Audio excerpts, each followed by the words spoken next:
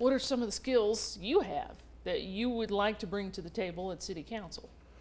I graduated from ISU in 2000 with a bachelor's degree. While I attended ISU, I was part of auditing teams, and I've audited government entities, libraries, taxes, trust funds. And then when I graduated, as I was waiting to accept full-time employment, I carried some of those clients over with me. So I've done some independent auditing. And in July 2022, I founded Concerned Citizens of Idaho Falls. And that was to help bring light to positive and negative things and help people understand what's happening in the city, try to get more attendance at meetings. And so because of that, I have attended almost every city meeting for the last year and a half. Okay. Let's talk about skyrocketing housing costs. Those are an issue for people in Idaho Falls. Should the city get involved? If so, how? I think the city can get involved lowering tax bases. They need to slow down on all of the building and the high rises and apartments because they're not being filled by us. I mean, in order to qualify, you've got to have 2 to 3 times the income a month to rent, and we just don't have those kinds of wages. So they need to be focusing on bringing in jobs that are going to increase people's pay, so we can get people living and not being worried about paying their rent and living paycheck to paycheck, and if their rent is going to go up again in a month. I really think that the city could take some steps to slow down the growth and let the growth catch up to where we are, let all the building catch up to where we are, and it will work itself out. But building too fast and not having the growth to accompany that building is not really helping the citizens. So I believe that they could look at some tax bases. They could maybe get the investors to and less out-of-state people building in our area and keep it more within the city of Idaho Falls, the state of Idaho, and try to temper our cost of living in those manners. Okay. How would you manage growth in Idaho Falls? Because of my position with Concerned Citizens of Idaho Falls, a lot of that involves statistics. And the statistics, we have grown in the last 10 years 8%.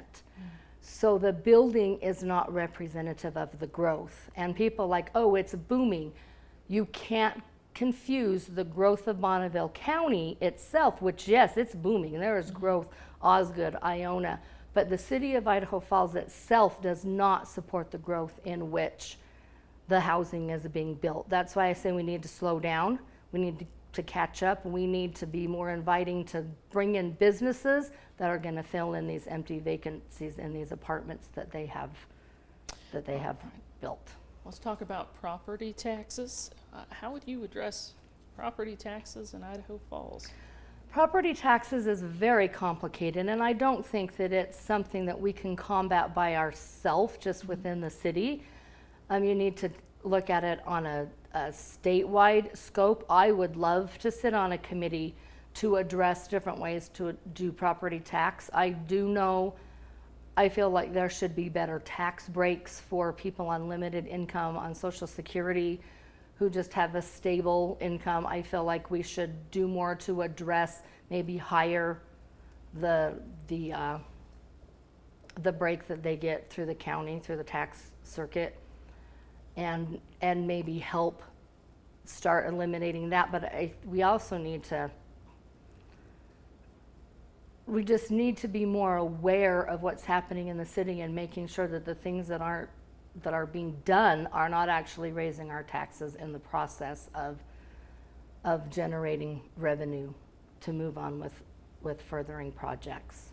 Let's talk about the city budget. Do you think the city needs to make spending cuts? If so, where?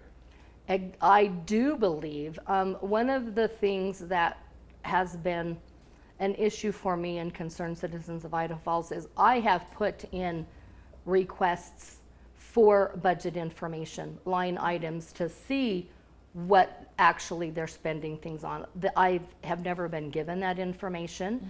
My platform is I will act for the city of Idaho Falls. Accountability, communication, and transparency. There is no transparency with the city of Idaho Falls. I believe that needs to change.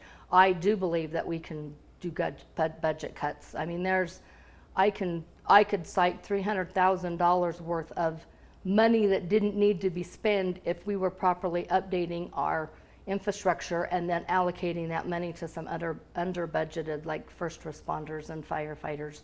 So because I do have an auditing degree, or I do have auditing experience, the very first thing I want to do is sit down and look at everybody's budgets and see what they can cut out, see what doesn't need to be spent, because I believe there are some over budgeted budgets. I believe we have positions within the city of Idaho Falls that are probably not necessary, and the city council gave themselves 2% COLA raise for the next 6 years. Maybe that's where the cuts need to be. Maybe we need to agree that we don't want those 2% raises, and we'd rather give them and allocate them out to other departments, because we need the ones that can't retain people, like the first responders, the fire department, the police department. That's the most important department in a community, is the first responders.